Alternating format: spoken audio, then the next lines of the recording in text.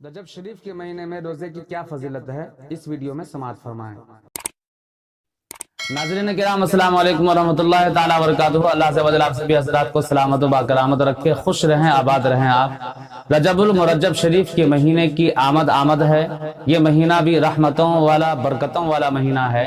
اس مہینے کے بارے میں آقا کریم صلی اللہ علیہ وسلم نے ارشاد فرمایا کہ رجب یہ اللہ کا مہینہ ہے، شعبان یہ میرا مہینہ ہے، اور رمضان المبارک یہ میری امت کا مہینہ ہے۔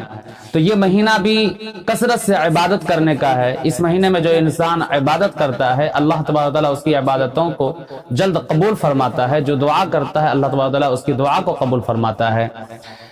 اس مہینے میں روزہ رکھنے کی بہت زیادہ فضیلت ہے۔ جو انسان ایک روزہ رکھے تو اللہ تبارک و تعالی اسے رضوان اکبر کی نعمت عطا فرماتا ہے، سبحان اللہ، اور فردوس بری میں اس کا ٹھکانہ بناتا ہے۔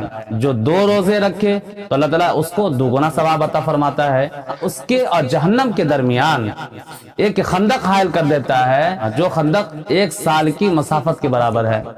حضرت عبداللہ ابن مسعود رضی اللہ تعالیٰ عنہ سے حدیث پاک مروی ہے کہ آقا کریم صلی اللہ علیہ وسلم نے ارشاد فرمایا کہ جو رجب المرجب شریف کے مہینے میں 3 روزے رکھے اور 3 راتوں میں عبادت کرے تو اللہ تبارک و تعالی اسے 30,000 سال روزہ رکھنے اور ان راتوں میں عبادت کرنے کا ثواب عطا فرماتا ہے۔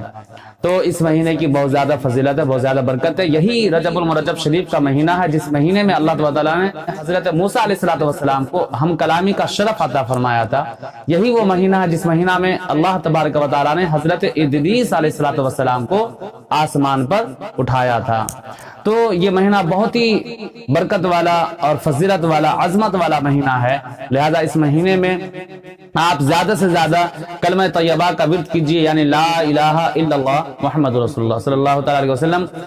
کلمہ شریف کا آپ زیادہ سے زیادہ ورد کیجئے، اور ہو سکے تو اس مہینے میں ضرور کم از کم 1 نہ 1 روزہ رکھیے، کہ اس مہینے میں روزہ رکھنے کی بہت زیادہ فضیلت ہے۔